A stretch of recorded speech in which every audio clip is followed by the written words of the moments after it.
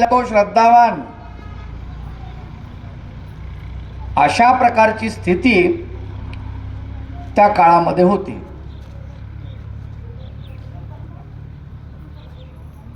या 12व्या शतकामध्ये एक अलौकिक अशी घटना घडली चक्रधर प्रभूंच्या रूपाने आणि महाराष्ट्राचं भाग्य फळाला आलं. महाराष्ट्राचे 12वे शतक झाले लोकजीवनासी घातक, पुण्यात्म्या कडूनचे पाप पातक होत होते. जो पुण्यात्मा आहे तोच पाप करायला लागलेला होता. या काळामध्ये पूजा पाठ म्हणजे पुण्य नव्हे,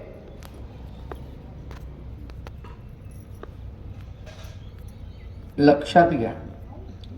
धर्म आणि पूजापाठ याचा तसा काडीचाही संबंध नाही.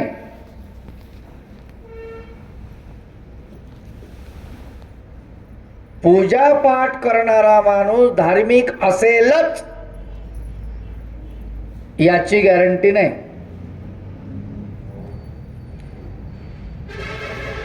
जेही माणसं पूजा करायचे, मला सांगा आता मंत्रतंत्राचा आव्हान करून पूजा करणारी माणसं, देवतेला आव्हान करून अनेक प्रकारचे घात विघात करणारी माणसं, यांना धार्मिक म्हणता येईल का?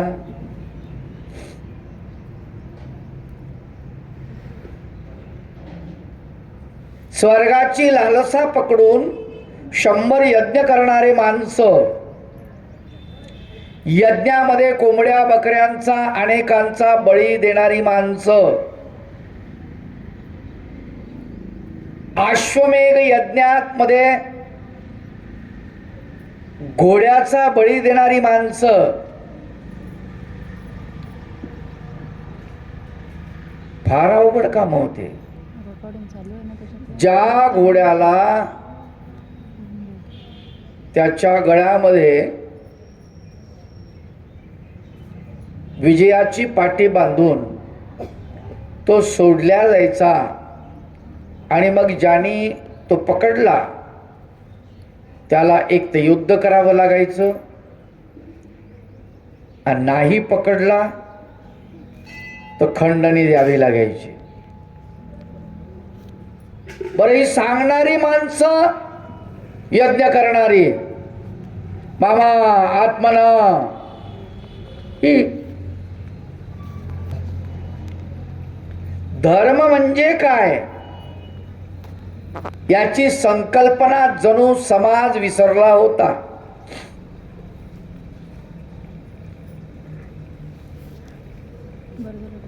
भावाभावात मतभेद, जाती जातीत मतभेद, धर्माधर्मात मतभेद, हे प्रस्त फार वाढलेलं होतं. आमचं चांगलं तुमचं वाईट, आमचा धर्म स्वीकारा. अट्टहास कशासाठी?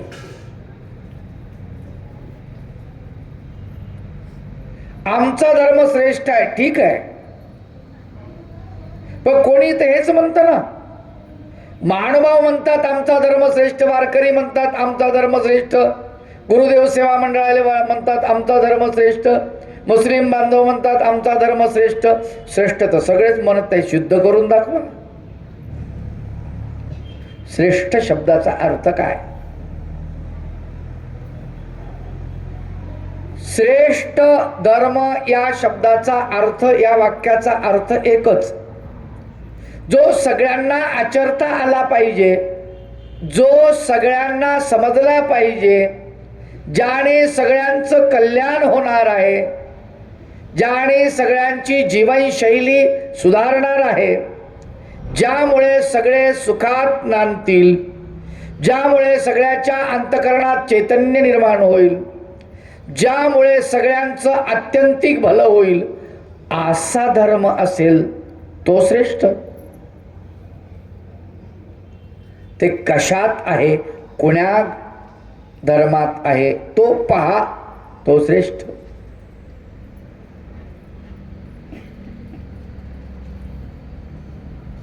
अरे भगवान गोपाल कृष्णाने त्या काळामध्ये स्त्रियो वैशास तथा शूद्रा स्तेपी अंती परमगतीम असं म्हटलेलं आहे.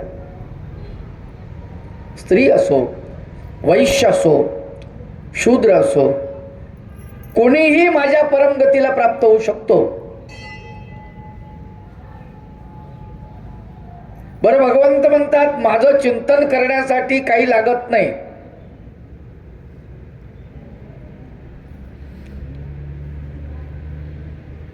यज्ञानां जपयज्ञोस्मी स्थावराणां हिमालय या श्लोकखंडामध्ये सगळ्या यज्ञामध्ये श्रेष्ठ यज्ञ जपयज्ञ असं म्हटलेलं आहे. जपयज्ञ. मग आता जप म्हणजे भगवंताचं नामचिंतन, जपणे. काय? जपणे.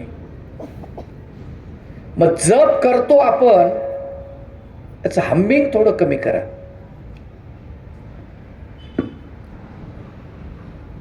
जप आपण करतो नामाचा,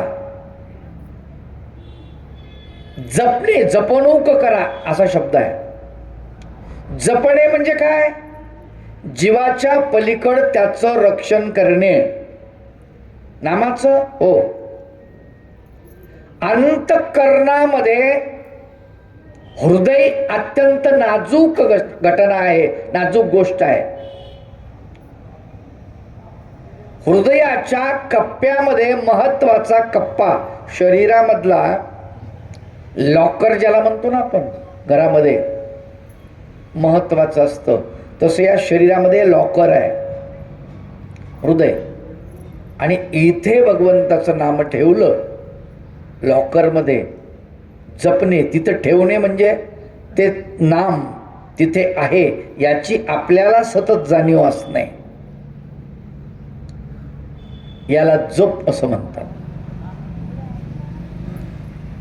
मग तो जप, ते नाम तिथं आहे, हे केव्हा सिद्ध होईल? जेव्हा त्याची स्पंदनं आपल्या मुखाच्या बाहेर निघतील, तेव्हा ती सिद्ध होईल की तिथे नाम आहे. तोपर्यंत सिद्ध होईल का? नाही. किती सोपं सांगितलं, किती सोपा धर्म सांगतात भगवंत. चक्रधर भगवंत म्हणतात काही लागत नाही देवासाठी, काहीही न लगे. जी जी माते बजा वया पूजा वया द्रव्य नाही, मी काही से न भजू पूजू. स्वामी चक्रधर म्हणतात की परमेश्वराला भजण्यासाठी पूजण्यासाठी द्रव्य लागत नाही.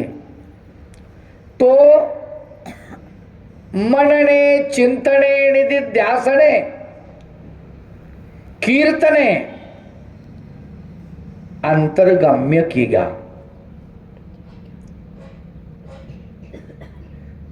नाम हे बीज आहे, बीज. या बीजाला हृदय भूमीमध्ये टाकलं, हृदय नावाच्या जमिनीमध्ये, तिथे मोक्ष नावाचं वृक्ष निर्माण होतो आणि त्याला कैवल्य नावाचे फळं लागतात. त्या वृक्षाला किती सोपा धर्म सांगितला. आपण भलतं अवघड समजून बसलो, लय कठीण आहे, लय कठीण आहे, लय कठीण आहे. काहीच कठीण नाही. परमेश्वराचा धर्म सगळ्यात सोपा, काहीच कठीण नाही आहे.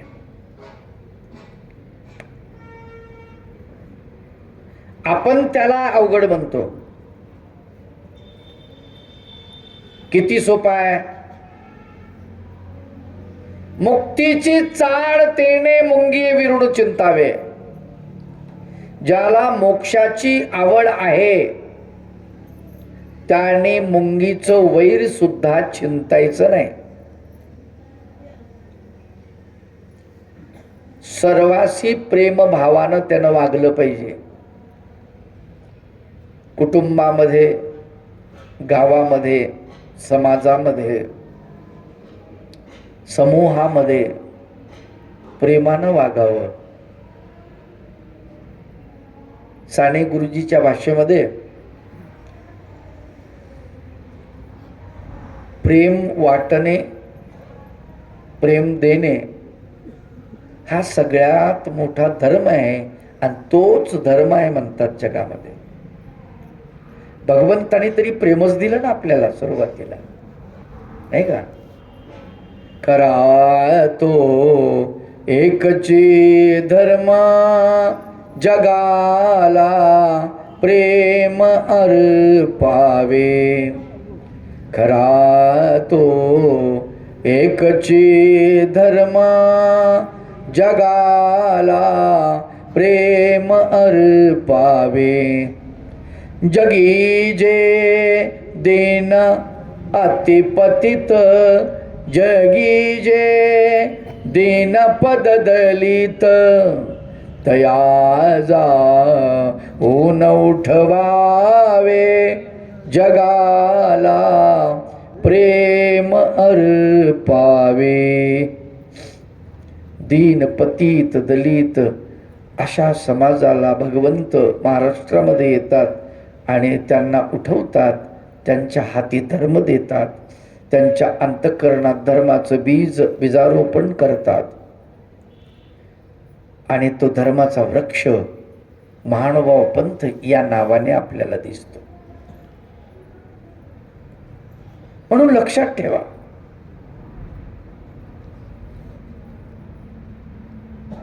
श्रद्धावान कोण आहेत आणि अश्रद्धावान कोण आहे. दररोज मंदिरात जाऊन बाहेर आल्यानंतर सुनांना शिव्या देत असेल, नौकरांना बोलत असेल, शेजाऱ्या पाजाऱ्याला भांडत असेल, मंदिरात जाण्याला काही अर्थ राहिला? विचार करा. ही देवाची शिकवण आहे. आणि म्हणून श्रद्धावान तो जो कुणाशी भांडत नाही, ज्याला कुणी भांडत नाही, स्वतःच भगवंताचं नामचिंतन त्याच्या अंतःकरणामध्ये आहे. अंतःकरणातच त्याने एक मंदिर तयार केलेलं आहे आणि त्या ठिकाणी भगवंताला तो विराजमान करतो नामाच्या रूपानं, नाही का? तोच खरा धर्मवान आहे आणि श्रद्धावान आहे. पण त्या काळची अवस्था फार खराब होती.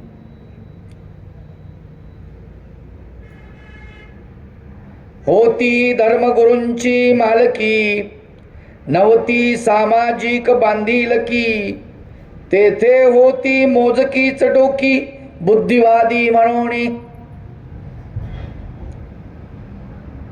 या धर्मगुरू ज्याला म्हणतात, या धर्मगुरूंची मालकी समाजावर होती. ते मालक म्हणून वर्तत होते.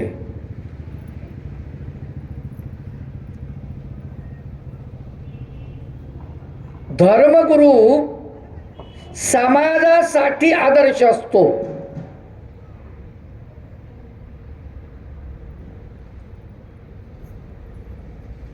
लोकांनी धर्मगुरूला डोक्यावर घ्यावं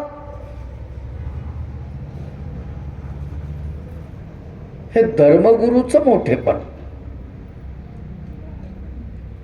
कळते का तुम्हाला मला काय म्हणायचे ते? लोकांनी, समाजाने धर्मगुरूला डोक्यावर घ्यावं हे धर्मगुरूचं खरं मोठेपण. धर्मगुरूंनी लोकांच्या डोक्यावर बसावं हे धर्मगुरूचं लहानपण आणि समाजाचं दुर्दैव. आज तीच अवस्था चालली आहे.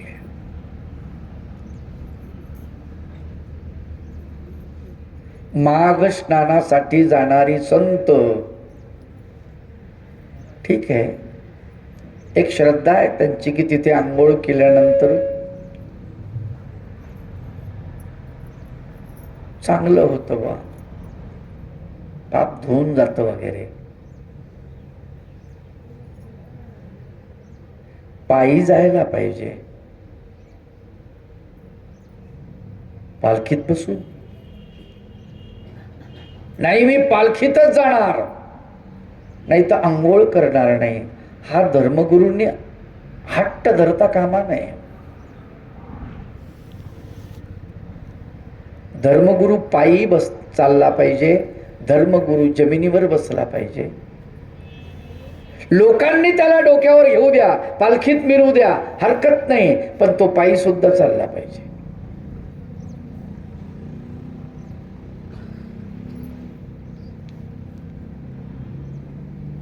पालखी कुणी दिली धर्मगुरूला? राजाने दिली.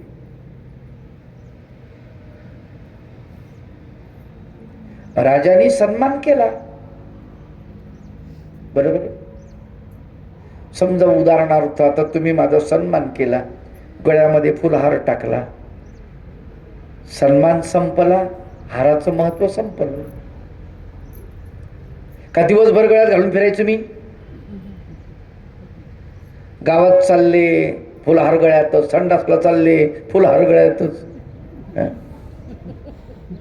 कुठेही चालले बाजार आणायला पिशवी घेऊन फुलहार गळ्यातच, असं असतं का? ते सन्मान त्या वेळेपुरता मर्यादित असतो. हे जर धर्मगुरूला कळत नाही तर त्याला धर्मगुरू कसं म्हणायचं?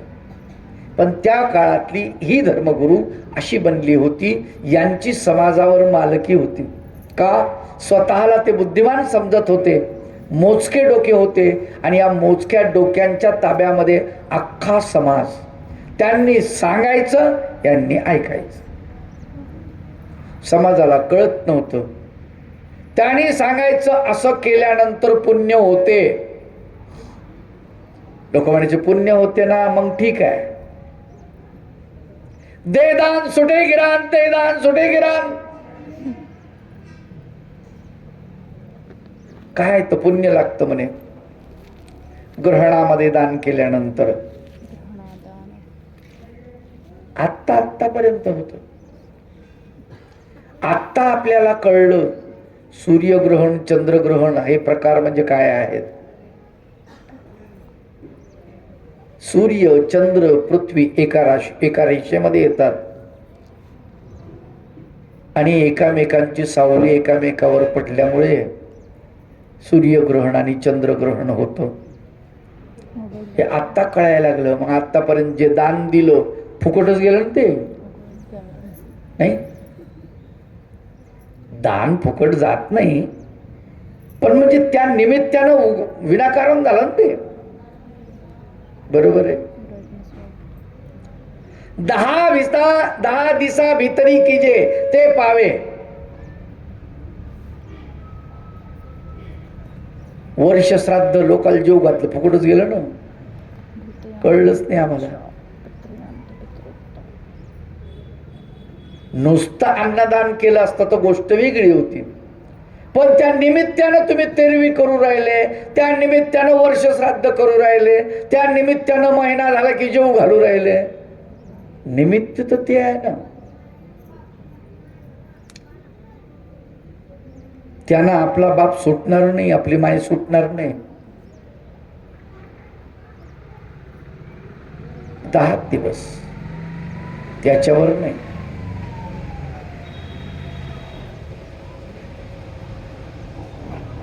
हिंदूंमध्ये 16 संस्कार आहेत बघा, नीट अभ्यास करा.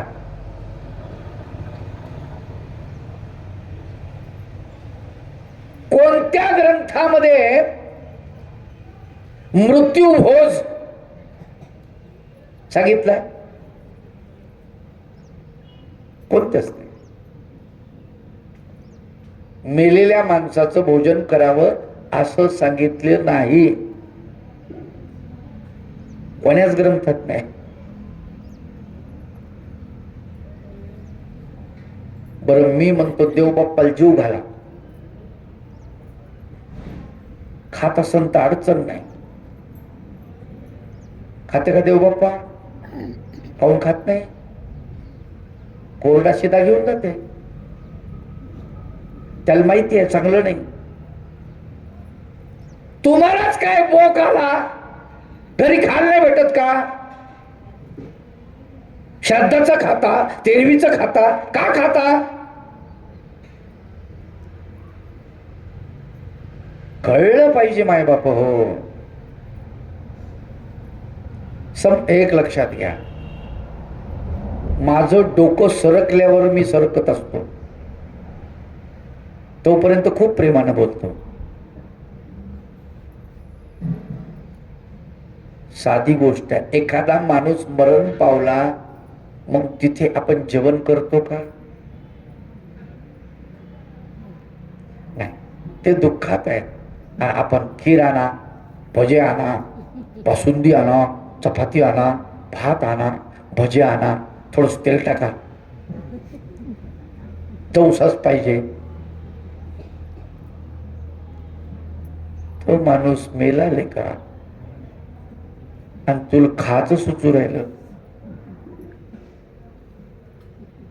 कळलं पाहिजे ना.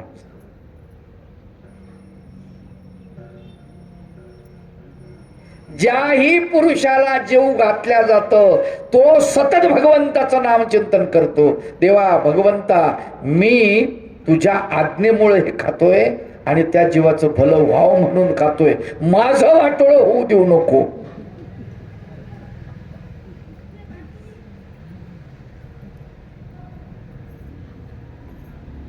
काय काही लोकांचं धोरणच असं आहे.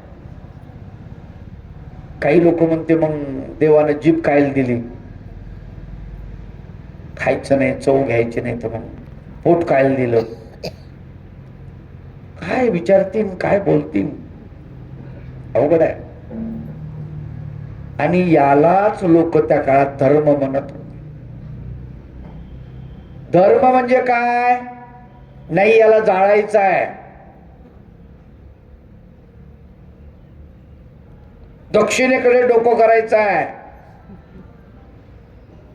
उत्तरेकडे पाय करायचे आहे, असंच पुरलं पाहिजे, असंच जाळलं पाहिजे, जाळताना पाण्याची धारट टाकली पाहिजे. या सगळ्या गोष्टी ज्या आहेत ना, संकल्प सुद्धा असाच आहे, असा नाही तो. आपण करतो तस.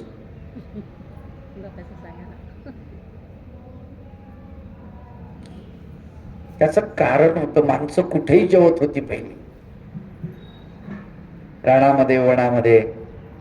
आणि मग ते जेवण करत असताना ते पाणी फिरवायचे ताटापुढे, तर लय मोठं पाणी टाकायचे. का? तर पाण्याची एक कक्षा बनायची, एक रिंगण बनायचं. ते रिंगण बनल्यानंतर मुंग्या तिथं येत नव्हत्या. तुमच्या ताटामध्ये मुंग्या येऊ नये यासाठी तो प्रयोग होता. कळलं पाहिजे आम्हाला, त्यातलं विज्ञान काय हे समजून घ्या ना. त्याला धर्म नाव दिला.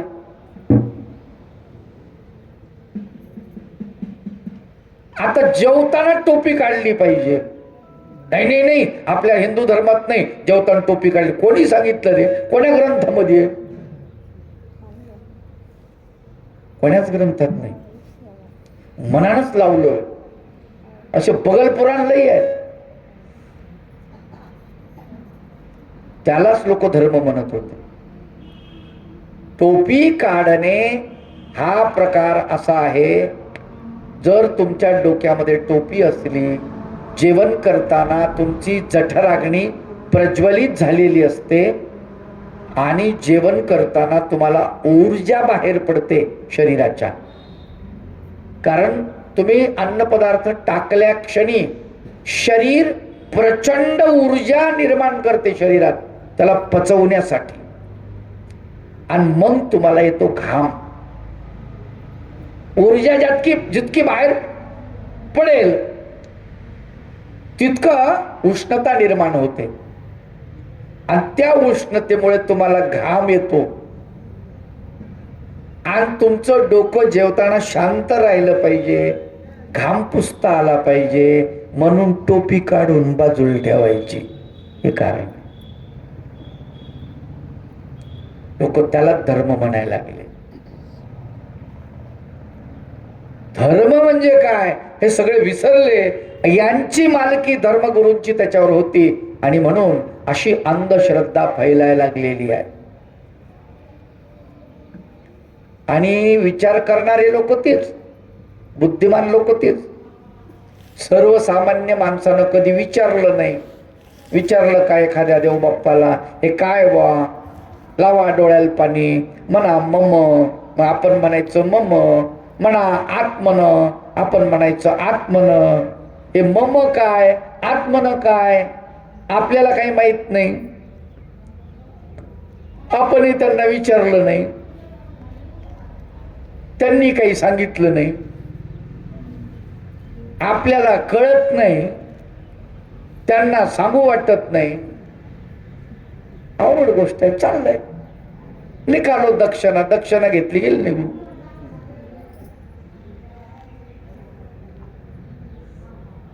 यामुळे धर्म अज्ञानाकडे सरकत चालला, समाज अज्ञानी बनत चालला.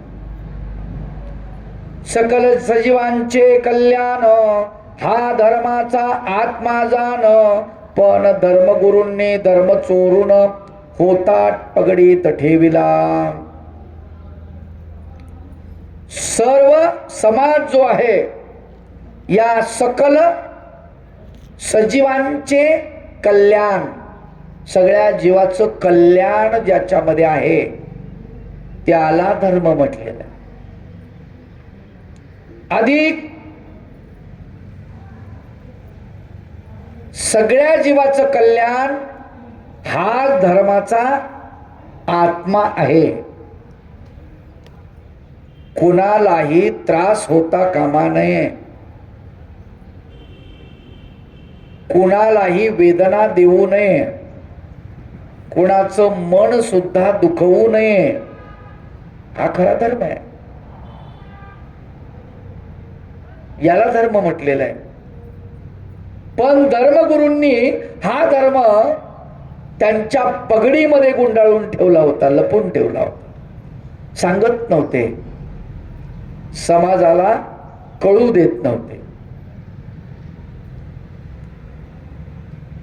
पाहुन त्या वंचकत्वाला अस्सल धर्मही दचकला, अवघा भूगोल गहिवरला माणूस समूहाचा. या वंचकत्वाला पाहून, वंचक हा दोष आहे. वंचक म्हणजे काय? ठेवून देणे, लपून ठेवणे, हा दोष आहे. हा दोष जास्तीत जास्त स्त्रियांमध्ये असतो. त्याच्यामुळे घर बी चालतं, तो एक फायदाही आहे, नाही असं नाही. पाहुणे घरी आले, थंडीचे लाडू बनवले, डिंकाचे, मेथीचे. पाहुणे घरी आले, 8-10 दिवस झाले होते लाडू बनवून. मालकाला सांगितलं लाडू आणा, पाहुणे आले. लाडू तर संपले म्हणे, पोहे करू का? करा. त्यांनी पोहे केले. पाहुण्याने पोहे खाल्ले गेले निघून. पाहुण्याला वाटलं संपले असतील. गेल्यावर मालक बसला आणि परत लाडू, आता कशाला माझे पोहे झाले लाडू? तुम्ही तर म्हणले संपले लाडू. सगळे पाहुण्यालाच खाऊ घालायचे का म्हणे? वंचक. पण या वंचक दोषामुळे काही काही घटना चांगल्या घडतात. स्वामी चक्रधर महाराजांच्या दर्शनाला एक विद्यावंत आले.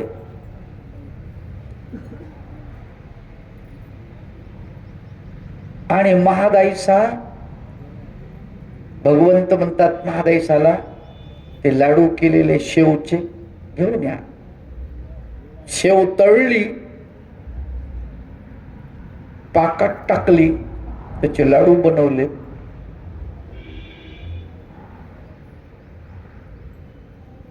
आणि ते आणून वाढले. बरं, एक वेळेस 2 लाडू वाढले, पुन्हा 2 लाडू वाढले, पुन्हा 2 लाडू वाढले. महादाईसा म्हणते, मी याला किती खातो काय माहिती, देवासाठी बनवली आणि यालाच द्यावं लागायले. ते काही हात आकडं ना, आणि स्वामी म्हणतात बाई आणा, बाई आणा. ही म्हणे देवाला काही कळत नाही. कळत नाही म्हणजे कळतो, पण देवाला काही कळत नाही म्हणजे आम्ही देवासाठी बनवले आणि देव त्याला खाऊ घालायले, हे आमचा भाव देवाला कळून नाही राहिला आता. हा अर्थ. आपण म्हणतो ह्यांना काही कळत नाही, तो भाग वेगळा.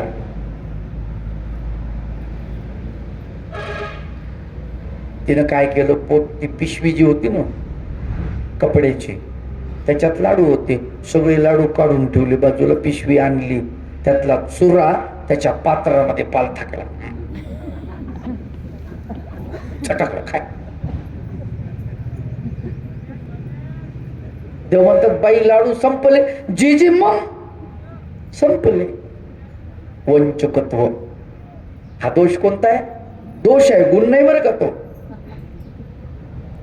वंचकत्व.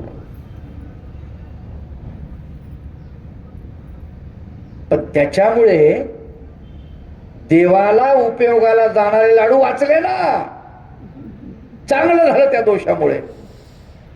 पण तो दोष तसा परमार्गाच्या ठिकाणी उपयोगात आणला तर फायदा, नाही तर काही फायदा आहे का? नाही तर काहीच फायदा नाही. मग त्याने आपलं तोंड धुतलं, गुळणा केला, देवानं विडा दिला, विडा खाल्ला आणि गेलं निघून. ती निघून गेलं. मग देव म्हणतात बाई लाडू खरंच संपले. आता सर्वज्ञ म्हणतो आपण त्यांना. सर्वज्ञ म्हणजे सर्वज्ञात असलेला. जीजी म्हणे संपले कशाचे? मग काहून असं केलं?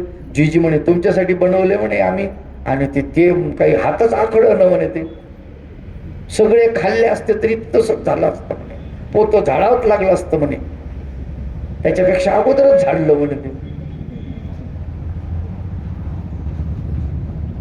देव याच्यावर काही बोलत नाही. ठीक आहे,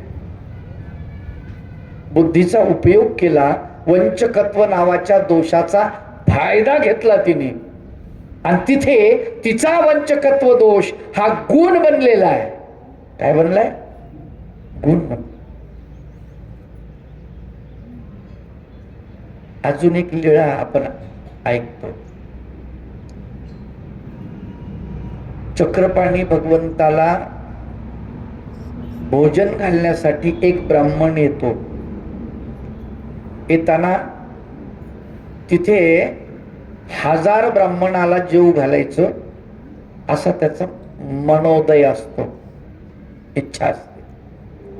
आणि तिथे आल्यानंतर कोणीतरी सांगतं की बा यांना जेव घाला. मग चक्रपाणी भगवंताला दंडोत घालतो. जेवायचं. चक्रपाणी भगवंत येतात जेवायला. पात्र टाकलेलं असतं. स्वामी बसतात. ही बाई वाढते. आता यांचं सगळं चोरानं लुटलेलं असतं रस्त्यातून येताना. पण या बाईनं कानातली भोवरी नावाचं दागिना काढून पटकन तोंडात टाकलेला असतो. दोष कोणता? वंचकत्व. उदार असतं तर काय म्हणलं असतं? दादा हे घ्या, हे घ्या, हे गळ्यातलं घ्या, या हातातलं घ्या. बरोबर आहे? दिलं असतं की नाही चोराला, उदार असल्यावर. पण तो वंचक दोष. तिने पटकन कानातलं काढून तोंडात टाकलं. जेवढं होतं वर अंगावरती घेतलं लुटून चोरांनी. ती आली, ती म्हणलं आता काय कटकट करावं. मालकाने सांगितलं आपण आलो एका उद्देशाने आणि आपलं धनच गेलं. ती म्हणे चिंता करू नका, माझ्याजवळ आहे. तुझ्याजवळ आहे, कस काय राहिलं म्हणजे तोंडात टाकलं होतं गडबडीत. हे घ्या, दिलं. तो म्हणला बरं झालं, चांगलं झालं, एवढ्यात आपलं भोजन होऊन जातं. ती इकलं सोनाराकडे, सामान सुमान आणलं आणि भोजन घालायला सुरुवात केली. पण चक्रपाणी भगवंताला जीव घालायला सुरुवात करते आणि भगवंत खाता येतच. गोळ्या माग गोळे, गोळ्या माग गोळे, गोळ्या माग गोळे. ती तिकडं स्वयंपाक घरात गेली चपाती आणायला. ताटातली चपाती पुरी खतम, ठेवेपर्यंत भात खतम. ती पुन्हा आणायला जायची, वरण खतम. ती म्हण बापा किती खातो म्हणे दादा, आता अर्ध तर यानेच खाऊन टाकलं म्हणे. 1000 ब्राह्मणाला जेव घालायचं तर अर्ध खाल्लं. असं मनात आलं आणि चक्रपाणी भगवंतानं हात आखडला. उठले, तोंड धुतलं, गुळणा केला, विडा घेतला, गेले निघून. पात्र उचलले, एक उचललं की दुसरं पात्र खाली, दुसरं उचललं की तिसरं खाली, तिसरं उचललं की चौथं खाली. 500 पात्र निघाले. किती? 500.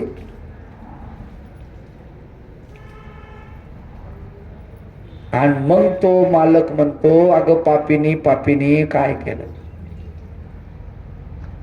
1000 भोजन याच महापुरुषाच्या ठिकाणी घडलं असतं, तू काहीतरी मनात आणलं. वंचक. तोंडात भोवरी ठेवली, हाही वंचकच दोष, पण त्यानं फायदा झाला. ती जर ठेवली नसती तर 500ही घडले नसते. घडले असते का? नाही. त्या मालकानं तिला पापिनी म्हणावं, तिला दोष द्यावा, हे त्याच बरोबर आहे. पण आपणही ती बाई मूर्ख होती असं म्हणू नये. आलं का लक्षात? तिनं कुशळतेनं ते लपवून ठेवलं म्हणून कमीत कमी 500 पात्र तरी परमेश्वर अवताराचे तिच्या ठिकाणी घडलेले आहेत.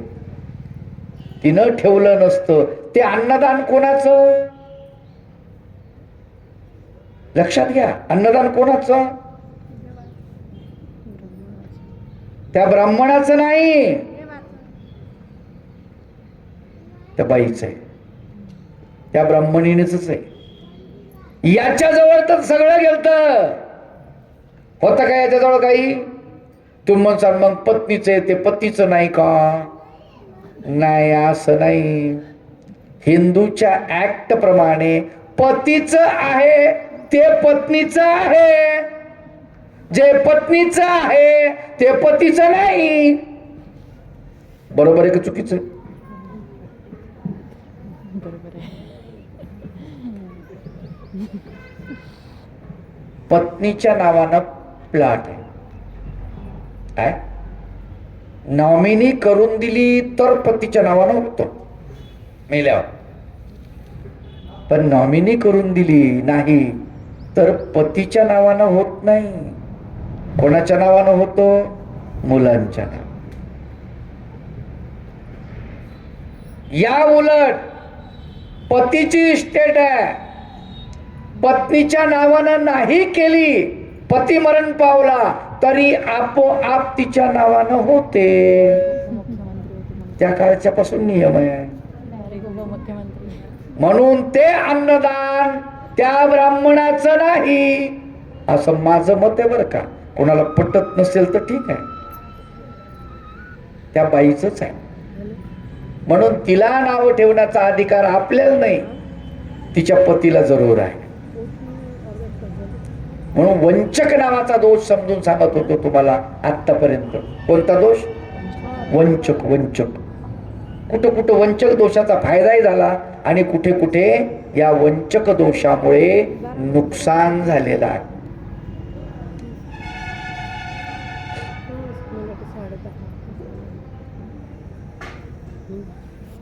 आसूर आत्म्याचा संचार झाला होता महिवर, घेऊनी कर्मठाचे कलेवर वावरत होता. आसूर आत्म्याचा संचार सगळीकडे होत होता. आसूर आत्मे राक्षसी पुरुष, ज्यांचे आत्मेच काय बनले, राक्षस बनले, आसूर बनले. सगळीकडे त्यांचा संचार होता या पृथ्वीवरती. आणि कर्मठाचं कलेवर घेऊन ते फिरत होते. कर्मठ शब्दाचा अर्थ कर्मावर ठाम असलेला कर्मठ. कर्म जरूर करावे पण माणसानं कर्मठ असू नये. तुम्ही म्हणसाल बाबा हे नीट समजून सांगा. सकाळी उठून स्मरण करावं आपलं कर्म, उठल्यानंतर मुखमार्जन झालं, आंघोळ झाली, देवपूजा करावी हे आपलं कर्म, देवपूजा झाल्यावर पारायण करावं हे आपलं कर्म, पारायण झाल्यावर चहा घ्यावा ते कर्मच. आता कर्मच, फक्त वेगवेगळ्या प्रकारचे कर्म. पण तुम्ही देवपूजेला बसले आणि साधू तुमच्या घरी आले आणि तुम्ही त्यांना दंडवत न म्हणता जाग्यावर बसून पारायणच करायला लागले, देवपूजाच करायला लागले आणि त्यांना बसायला टाकणारं कोणी नसेल, पाणी देणारं कोणी नसेल, तर हा तुमचा विधी कर्मठ आहे. तुम्ही कसे आहात? कर्मठ. सोपी गोष्ट आहे. तुम्ही जेवायला बसणार इतक्यात तुमच्या घरी पाहुणे आले. काय पाहुणे आले, मग तुम्ही जेवायला बसता का? काऊन नाही बसत? आपल्याला काय घेणं देणे, आपली जेवायची वेळ झाली बसून जा. बसतो का आपण? नाही. लोक काय म्हणतील, बा कसला माणूस आहे. एक तर त्याला जेवायला बसवता नाही, तर मग त्याला चहा पाणी देऊन लवकरात लवकर काढून द्यायचं बघता. हे गेलं पाहिजे. ते माझ्यासारखं चिकट असावं. कस काय चाललंय, बरं आहे का? हो बरं आहे. घर बांधलं? हो बाबा आत्ताच बांधलं घर, आत्ता नुकतंच चालू आहे का? अरे वा, टरबूज? हो टरबूजही लावले, छान छान छान, चांगलं येतं पीक तुमच्याकडे टरबूजाचं. हो हो. मिरच्या काऊन नाही लावल्या? नाही बाबा मिरच्या होत्या पहिले, लावत होतो पण आता नाही. अच्छा बरं बरं. यावर्षी पाऊस जास्त पडला. ते म्हणते जाय ना बाप्पा, आम्हाला भुका लागल्या. त्यावेळेला तुम्ही ते कर्म करता का? नाही. आणि तुम्ही जर म्हणले बाबा आले किंवा कोणी पाहुणे आले, येऊ द्या बसा आम्ही जेवतो, गोळ्या माग गोळे, गोळ्या माग गोळे, तो कर्मठपणा. तुम्ही कर्म करताय. जेवण करणं चांगली गोष्ट आहे, जठराग्नी शांत करणं चांगली गोष्ट आहे, वाईट थोडीच आहे. पारायण करणं चांगली गोष्ट आहे, वाईट थोडीच आहे. पण बलवत्तरात दुर्बलम बाध्यते. तिथे बलवत्तर काय आहे, महत्वाचं काय आहे, हा विधी पहिले आचरल्या जातो. हे ज्याला कळत नाही त्याला कर्मठ असं म्हणतात. काय म्हणतात? कर्मठ. आणि या कर्मठाच्या हातामध्ये सत्ता होती. मग हे काय म्हणायचे, तुमचा बाप मेला ना, मग 13 करा, 10 करा, इतक्या लोकांना जेव घाला, इतके ब्राह्मण बोलवा. आताही म्हणते तर इतके पात्र घाला, जाळीच्या देवाला जा, रिद्धपूरला जा, म्हणतात, सांगतात ना आमचे लोक, नाही का? किती पात्र घालायचे. अरे एक घातलं तर बस होत. एखाद्या जीवाला एक ज्ञानी पात्र मिळालं, खूप झालं. पण इतके पात्र घातले पाहिजे, इतकी दक्षिणा दिली पाहिजे, आणि 10व्याला एवढे साधू बोलवलेच पाहिजे, एवढं असं केलंच पाहिजे, त्यांना वस्त्रदान दिलंच पाहिजे, त्यांना धातुदान दिलंच पाहिजे. असं सांगणं हा सुद्धा काय कर्मठपणा आहे. पण आपण बी मोठे गमतीचे आहेत ना. कोणी मेल्याशिवाय आपण बी साधूला धातुदान देतच नाही. देतो कधी? आपण बी विचित्र आहे ना. एरवी द्यायला पाहिजे, काय अडचण आहे? माणूस मेल्यावरच का बुवा धातुदान? बरोबर आहे? चुकीचं आहे. खरं पाहिलं वस्त्रदान, धातुदान, अन्नदान त्याच वेळेस का? कधीही ज्याच्याकडे नसेल त्याला द्या ना. आता माझ्याकडे टावेल भरपूर आहे, पत्र भरपूर आहे, उपरणे भरपूर आहे. बाबा आमचं एवढं उपयोगाला लावा. काय मसनाचा उपयोगाला लावा? सगळं जर बाबानं पांघरलं तर बाबा होईन 5 क्विंटलचा. जमन का? नाही ना. माय बाप हो, ज्याला नाही त्याला द्या.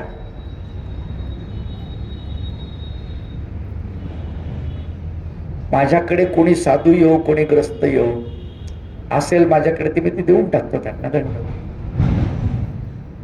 वापरतो ना कोणी, चांगली वापरलं पाहिजे. आला का लक्षात? पण आपला आग्रह वस्त्रदान करायला सांगितलं, केलंच पाहिजे. मग वस्त्रदान इतकुशी शाल असती. पाहिल्याने शाली तुम्ही धोडके एवढुले. लेकराची शिसू सुद्धा पुसता येत नाही. शाल कोणी नाव दिलं त्याला शाल तेच कळत नाही. अवघडच गोष्ट आहे. कशाला करता हे?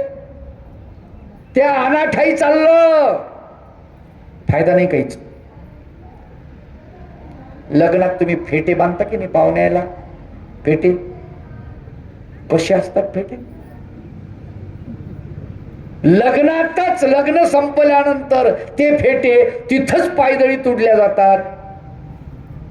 बरोबर आहे की नाही? अख्ख्या वराडाला आम्ही फेटे बांधले. अरे फेटे, मच्छीचं जाळं तरी बरं, काही उपयोग आहे का? निरर्थक कर्म. हे कर्मठ आहे गोष्ट. ही हे केलंच पाहिजे असं जेव्हा आपण म्हणतो त्याला कर्मठपणा म्हणतात. आणि या कर्मठ लोकांच्या हातामध्ये सत्ता गेली होती आणि त्यांनी लोकांना वाटेल तसं शिकवण्याचं, वाटेल तसं सांगण्याचं ठरवलं होतं आणि ते लोकांना फसवत होते.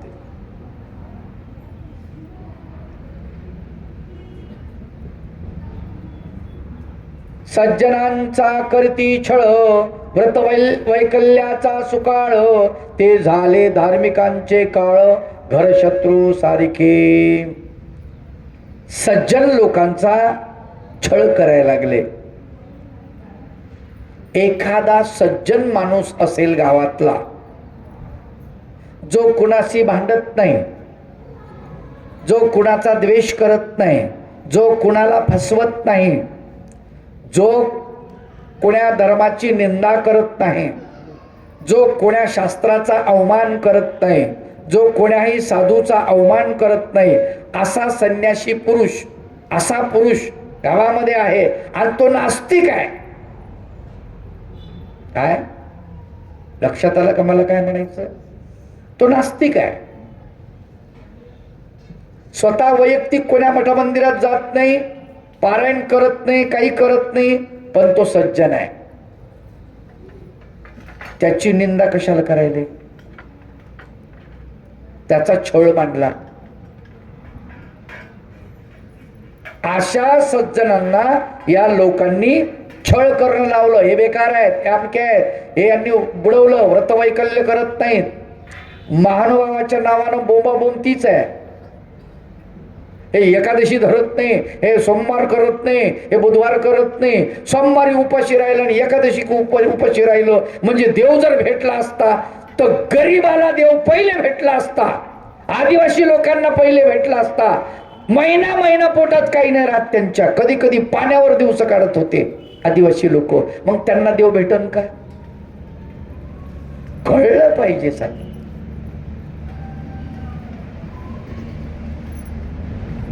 समजलं पाहिजे. उपवास शब्दाचा अर्थ आम्हाला कळला पाहिजे. आम्हाला ते काही कळत नाही. इकडं उपवास म्हणायचं आणि इकडं परातभर साबुदाणा खायचा. बरोबर आहे. साबुदाणा चालतो ना उपासाला. साबुदाण्याची कसा बनतो बघितला का कधी?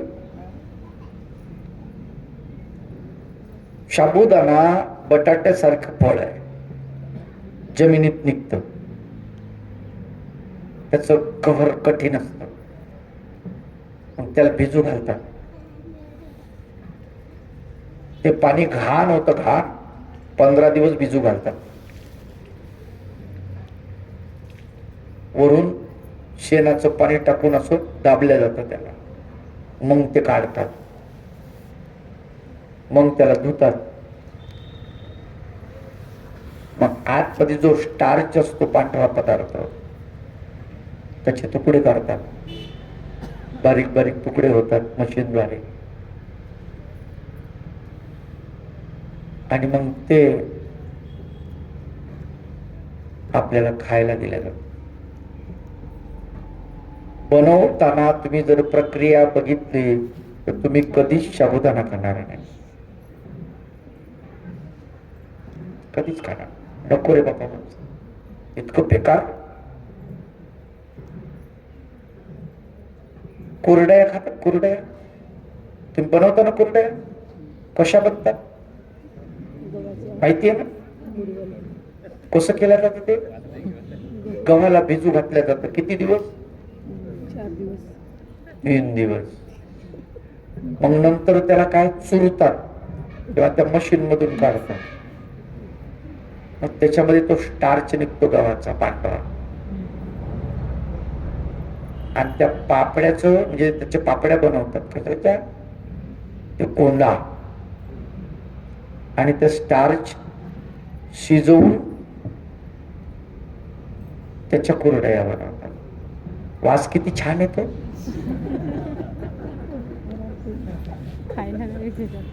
छान नाही येत?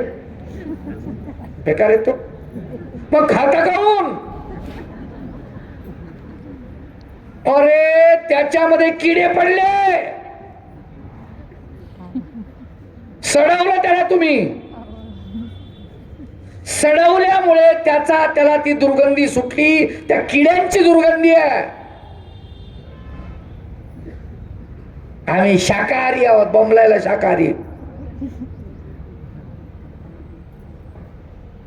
असले पदार्थ लोणचं. लोणचं हा टेस्टेड आहे बाबा. लोणचं चांगलं आहे. आंब्याचं आहे, लिंबाचं आहे, आवळ्याचं आहे, भोकराचं आहे. मातीत घाल तिकडं.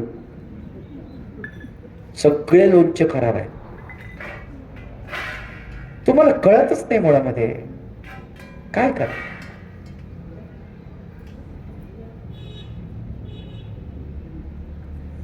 आंबवलेले सगळे पदार्थ, सगळे टोटल, त्याच्यामध्ये तो बॅक्टेरिया आहे हे कळलं पाहिजे. दही, त्याच्या जंतूशिवाय दही बनत नाही. काय खावं आणि काय खाऊ नये आपण ठरवू.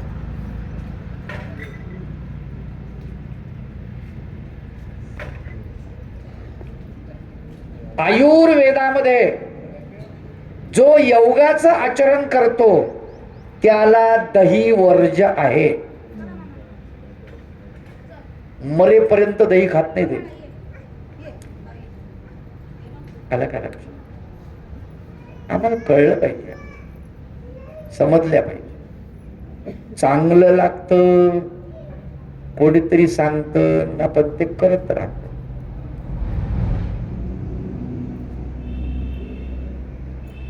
केक आणता ना वाढदिवसाला, केक बघा. तुम्हाला काय करायचं तुम्ही ठरवा. माझं काहीच म्हणणं नाही. अंड्याशिवाय केक बनत नाही. प्रत्यक्षात कंपनीत जाऊन पाहून आलो. अजून काही सांगू?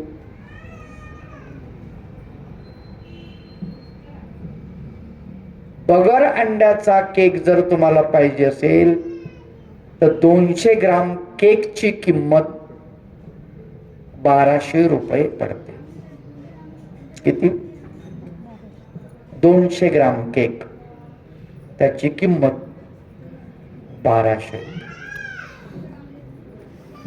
याच्यावर विचार करा. आपली अवस्था काय होते? चुकीचं आपल्याला सांगितलं जातं व्रत वैकल्य केलं पाहिजे. जे व्रत वैकल्य करतात तेच धार्मिक आहेत, जे व्रत वैकल्य करत नाहीत ते धार्मिक नाही. आमच्या गावात एक वारकरी बांधव आहे.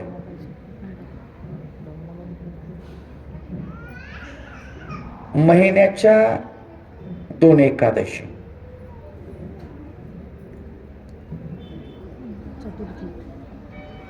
12 महिन्याच्या 24 एकादशी तो पंढरपूरला जातो. हरकत नाही. एकादशीच्या दिवशी मौन असतो, बोलत नाही. आनंदाची गोष्ट आहे. चांगला. शेतामध्ये एखाद्या एकादशीला तो जर गेला नाही, कदाचित किंवा दुसऱ्या दिवशी पारणं फेडायच्या अगोदर नौकर जर समजा त्यानं काम बिघडवलं, त्या नौकरानं कागद घेतो, काल चिठ्ठी आणून दिली ना बाबांनी मला, अशी चिठ्ठी घेतो, त्याच्यावर शिव्या देतो. तुझ्या मायचा अमका, तुझ्या मायचा तमका, अशा शिव्या लिहितो लय मोठ्या, आणि त्याच्या हातात देतो. कोणाच्या? नौकराच्या. बायकोला तसंच करतो, पोराला तसंच करतो, सुनायला तसंच करतो. बोलत नाही का? मी मौन धरलाय, बोलायचं नाही. शिव्या काऊन द्यायला मग चिठ्ठीवर लिहून?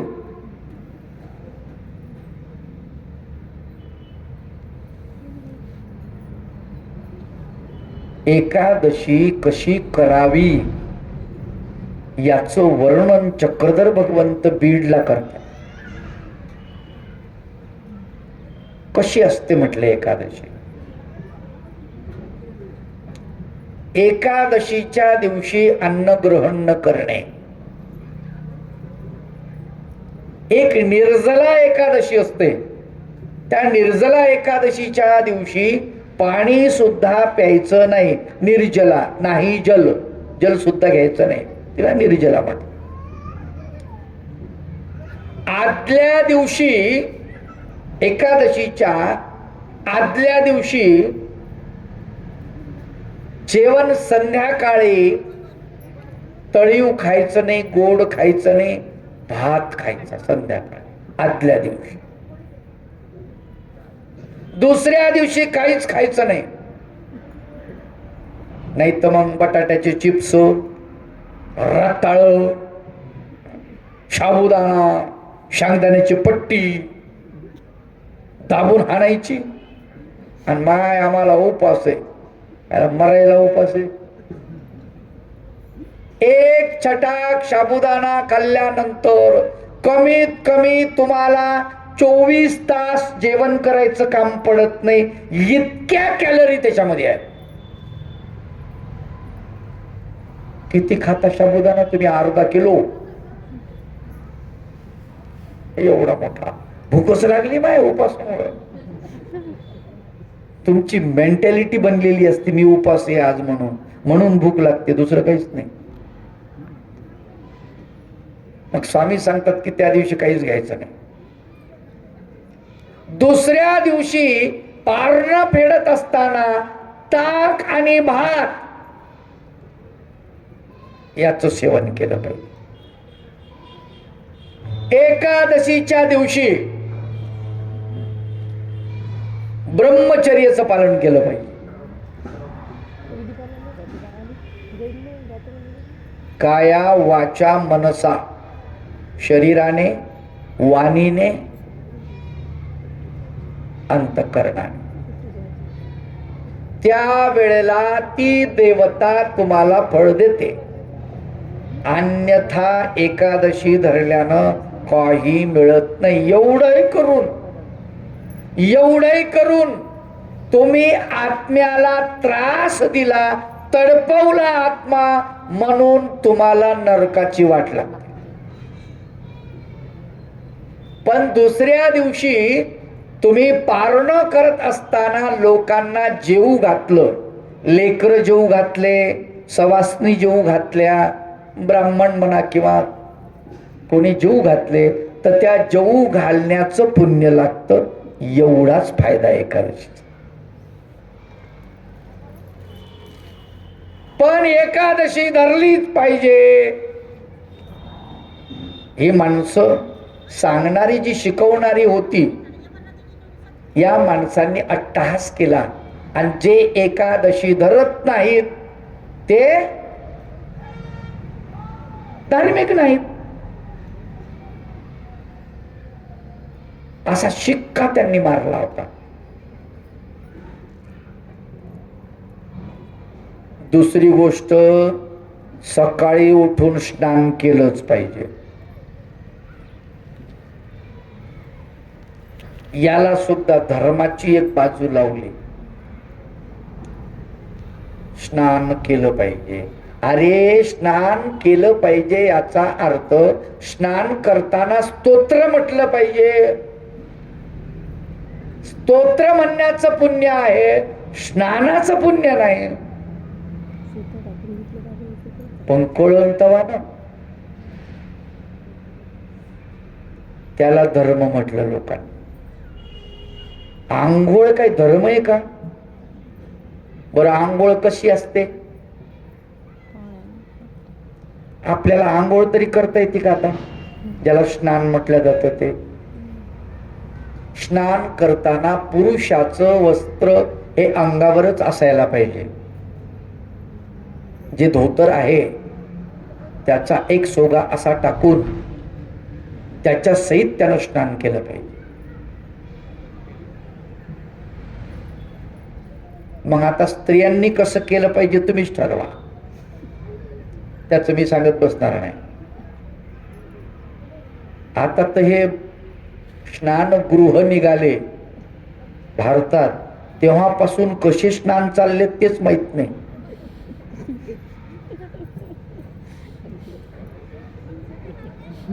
आणि तिथंच एका ठिकाणी स्नानगृहात बघितलं, तिथे बारीक बारीक स्पीकर. हे काय भानगड आहे? पोराला म्हणलं इकडे इकडे, काय बाबा हे काय? तर लगेच बटन दाबलं. तिकडं बटन दाबल्या दाबल्या, ठंडे ठंडे पाणी से नहाना चाहिए. मला गरम आहे नाही. इथं स्पीकरची गरज आहे का म्हणलं रे? अवघड गोष्ट आहे.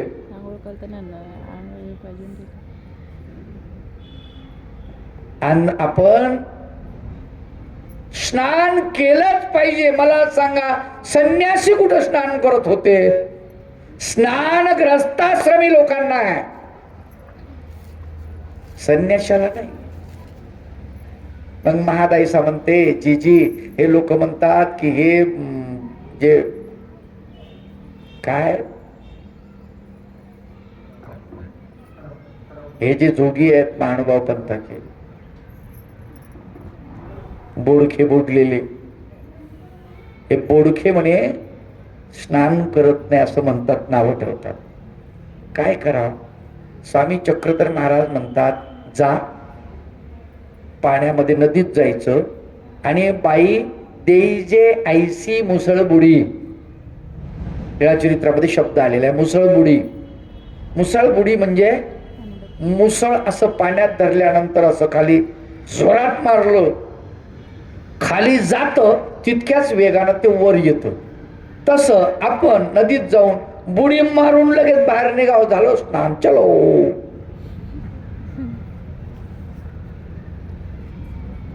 खरं ना म्हणले, असं काय अडचण नाही.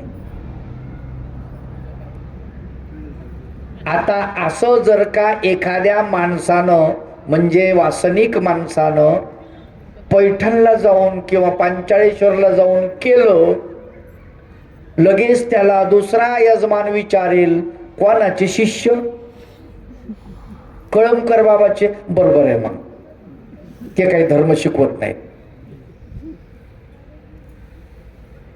लगेच त्या बाबाची हजामत सुरू. आपल्या पंथात असं कुठे आहे? अरे आपल्या पंथात नाही, महादाईसाच्या पंथात होतं का ते? तिला करायला सांगितलं देवानं, करा, काय अडचण.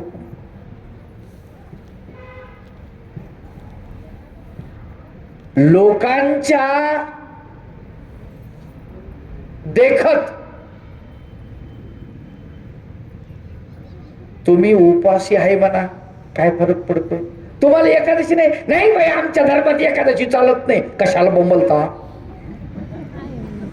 काय गरज आहे? हे कोणाला सांगायचं? ज्यानं उपदेश घेतला त्याला सांगा, दुसऱ्याला सांगायची गरज आहे का? नाही आहे ना बाई एकादशी. स्वयंपाक का नाही? ते आमच्या सासूंची तब्येत ठीक नाही, त्यांना गोळ्या घ्यायच्यात, त्याच्यामुळे मग हे द्यावं लागतं. साबुदाणा केला तर शुगर आहे, त्यांना लावून द्या ना. शुगर नसेल तरी काय बिघडते?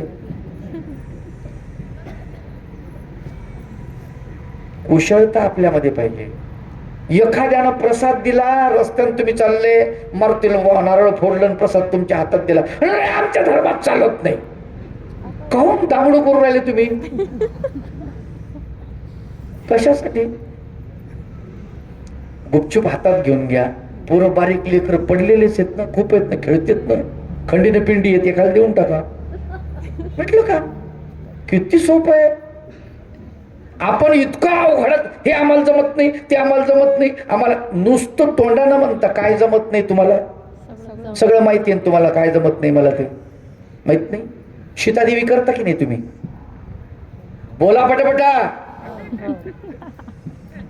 मग ते जमते का? आपल्या धर्मात आहे का? नागराची पूजा करता का नाही? करता की नाही? नागर शेतामध्ये. हा, गाडीची पूजा करता की नाही? गाडी आल्या, नवी गाडी, गंध लावा आणि बाबाला बोलवता, बाबाच्या हाताने लावा. ट्रॅक्टरची पूजा, एखादं दुकान टाकलं, दुकानाची पूजा, वास्तुशांती, घरघराची पूजा नाही. आपल्या पंथात आहे हे. जर आपल्या पंथात नाही तर मग म्हणता कशाला आमच्यात हे नाही, आमच्यात ते नाही? म्हणू नका ना. राईट. चालू आहे ना. किती वाजले? 12 वाजले. चाललं ते 12 वाजले. 12 वाजले.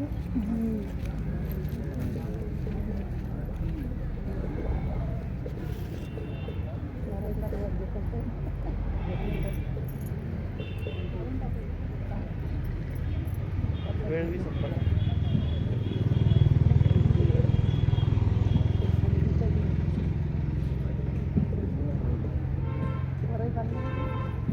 आताचं सत्र आपण इथेच थांबवूया. सगळेजण उठून उभं राहा, आरती होईल आणि आजच्या सत्राची सांगा. कारण 12 तर वाजलेलेच आहेत.